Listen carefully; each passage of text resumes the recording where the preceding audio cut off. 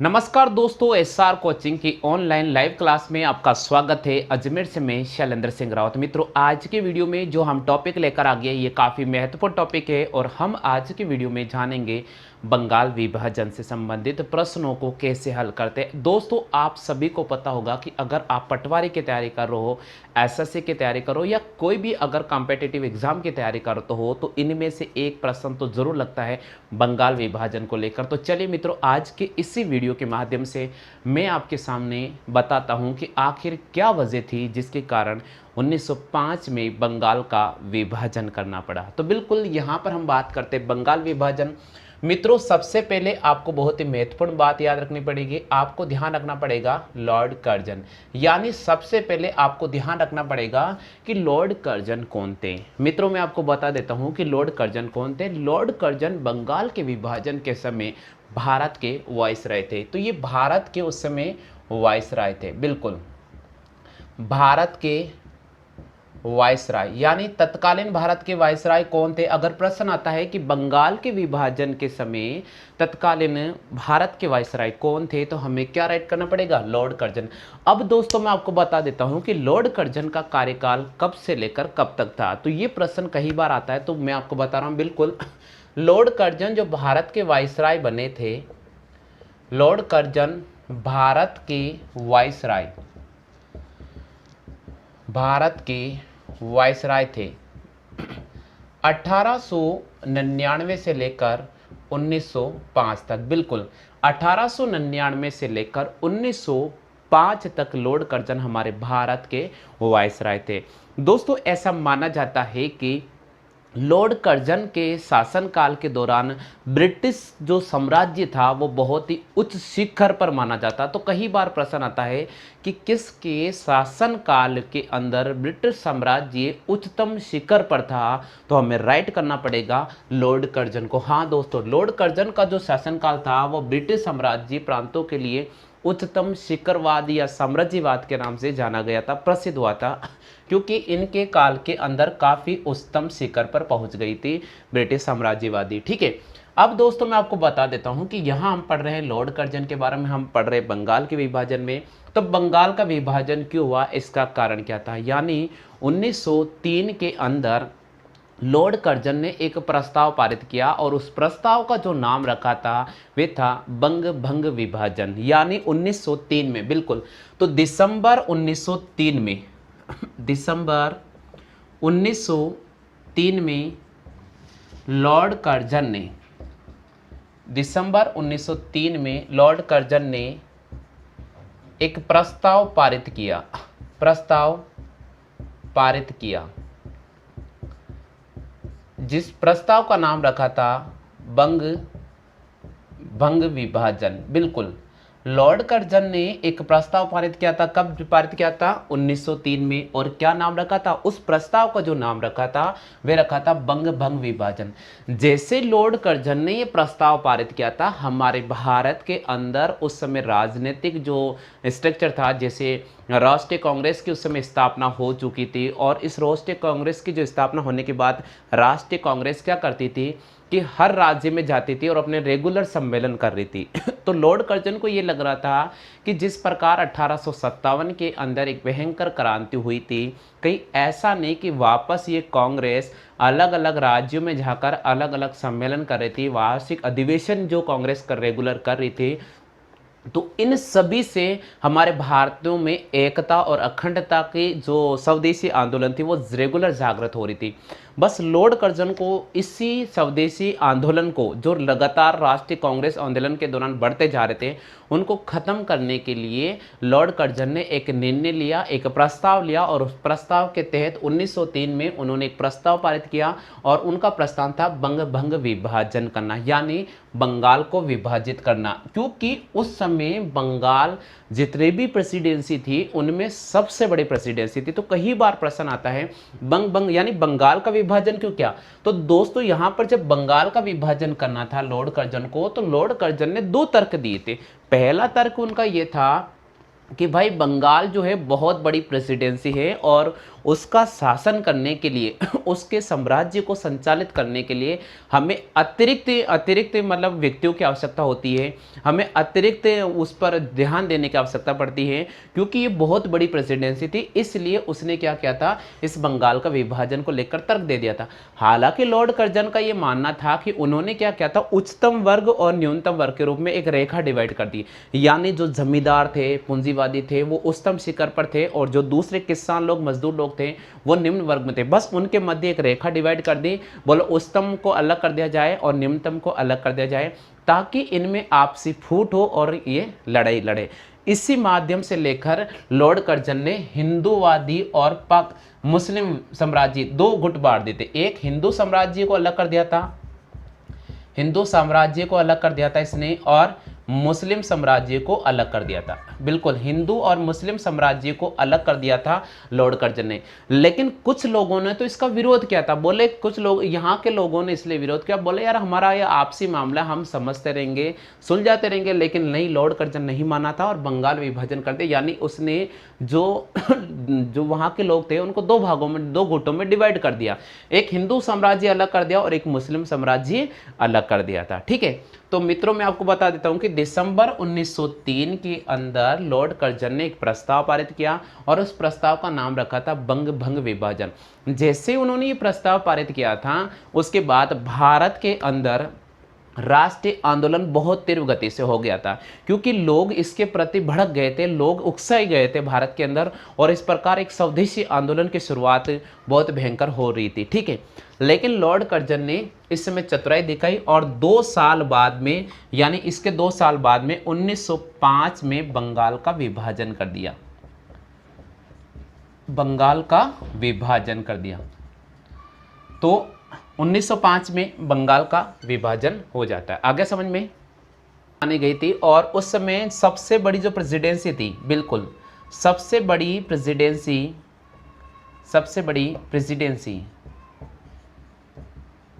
वो बंगाल थी। क्या थी उस समय? बंगाल थी।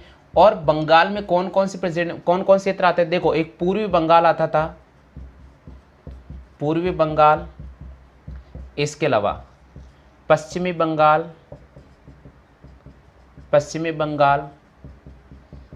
इसके अलावा इसमें उड़ीसा और बिहार आता था। इसलिए सबसे बड़ी प्रेसिडेंसी थी, क्योंकि पूर्वी बंगाल, पश्चिमी बंगाल, उड़ीसा और बिहार ये सारे के सारे किस में आते थे? बंगाल में आते थे। हालांकि अगर देखा जाए तो 1874 के अंदर असम बंगाल से अलग हुआ था। तो कई बार ये भी प्रश्न बनता, मैं यहाँ कवर करा रहा हूँ कि बोले प्रश्न आता है कि असम बंगाल से कब अलग हुआ था? तो 1874 में असम बंगाल से अलग हुआ था, असम बंगाल से अलग हुआ था। ठीक है, एक बार इनकी कॉपी कर लीजिएगा। बंगाल विभाजन, लॉर्ड कर्जन को गवर्नर जनरल के रूप में बनाया गया, यानी भारत के वायसराय थे लॉर्ड कर्जन। लॉर्ड कर्जन ने बंगाल का विभाजन किया था 1905 में, क्योंकि बंगाल प्रेसिडेंसी उस समय सबसे बड़ी प्रेसिडेंसी में से एक थी, जो पश्चिमी बंगाल, पूर्वी बंगाल, बिहार और उड़ीसा से मिलकर बनी हुई थी। 1874 में असम बंगाल से अलग हुआ था।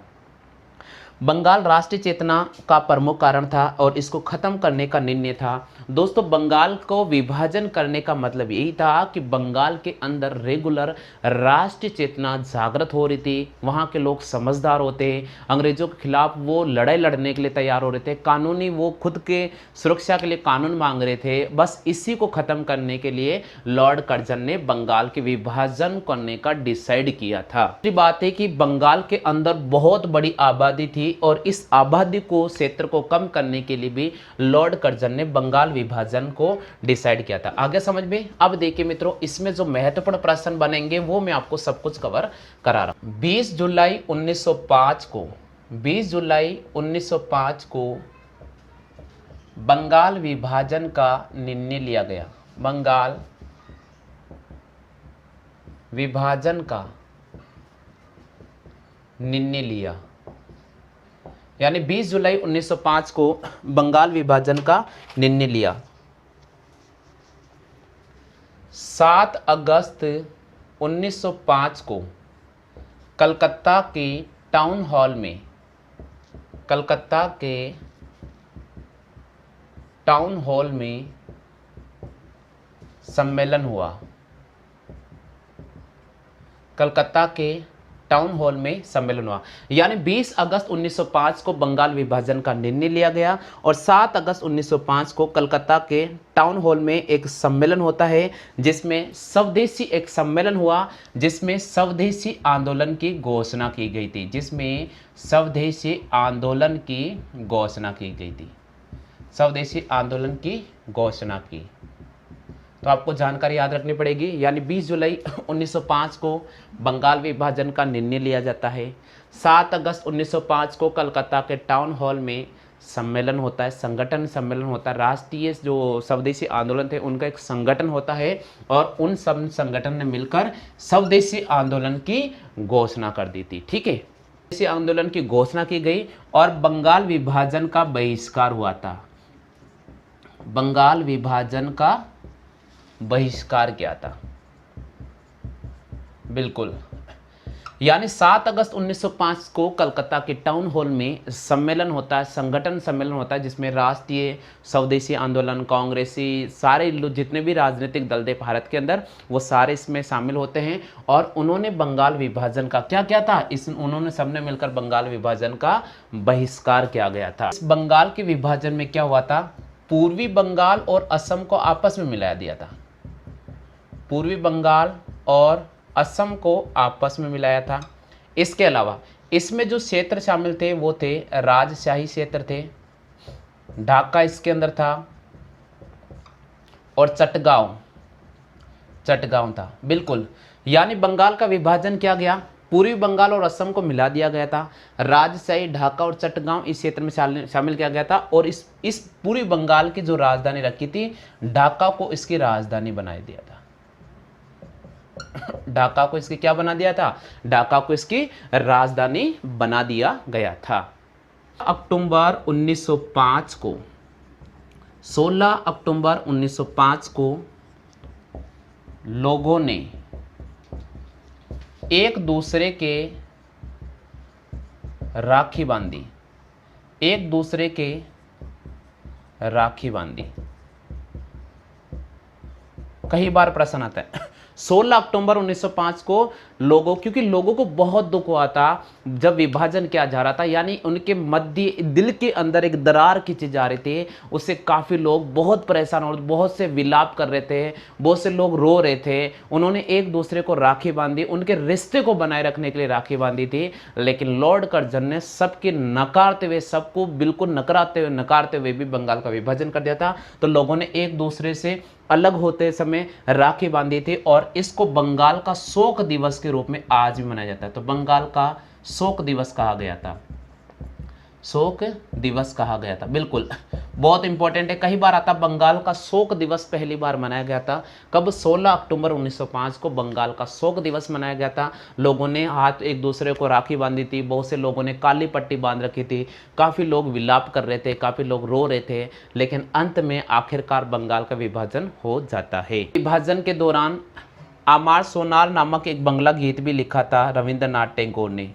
आमार सोनार नामक गीत लिखा था, किसने, रविंद्रनाथ टैगोर ने, रविंद्रनाथ टैगोर ने, बिल्कुल। बंगाल विभाजन जो हुआ था, इस विभाजन की लहर के समय रविंद्रनाथ टैगोर ने एक गीत लिखा था, वो था आमार सोनार नामक गीत था। और इस गीत को 1971 में बंगाल का राष्ट्रीय गान घोषित किया जाता। विभाजन, लॉर्ड कर्जन का गवर्नर जनरल काल भारत में ब्रिटिश साम्राज्यवाद का उच्चतम बिंदु था।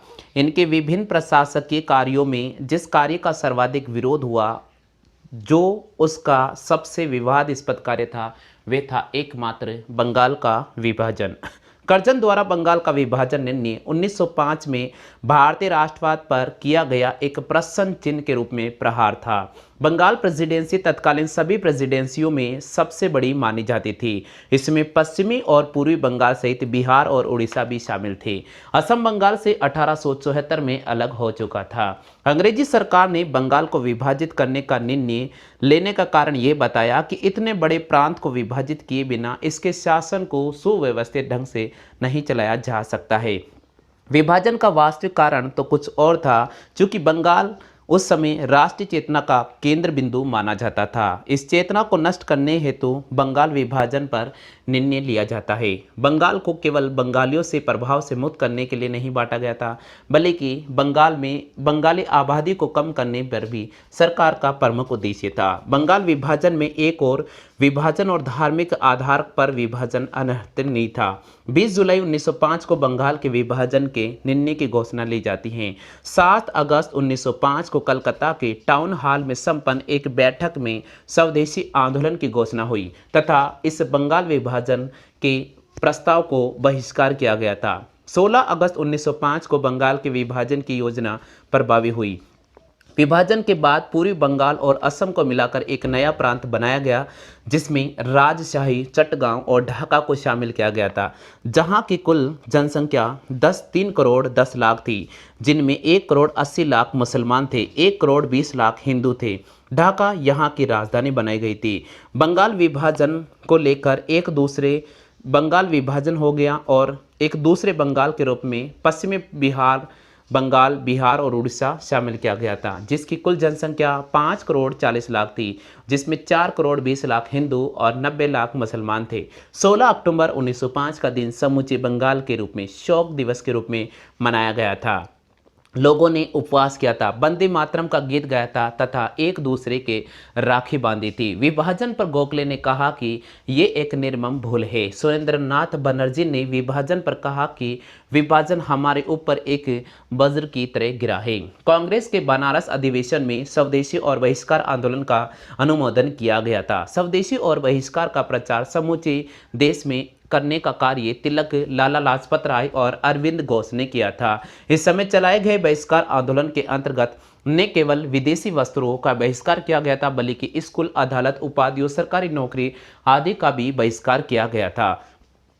स्वदेशी आंदोलन के समय लोगों ने आंदोलन के प्रति समर्थन एकत्रित करने के लिए स्वदेश बांधव समिति का गठन किया था, जिसकी स्थापना 12 साल के अध्यापक अश्विनी कुमार दत्त ने की थी, जिसमें इसकी महत्वपूर्ण भूमिका भी मानी जाती है। स्वदेशी आंदोलन की उपलब्धि थी आत्मनिर्भरता और आत्मशक्ति बनना। स्वदेशी आंदोलन का प्रभाव शीघ्र ही देखने को मिला।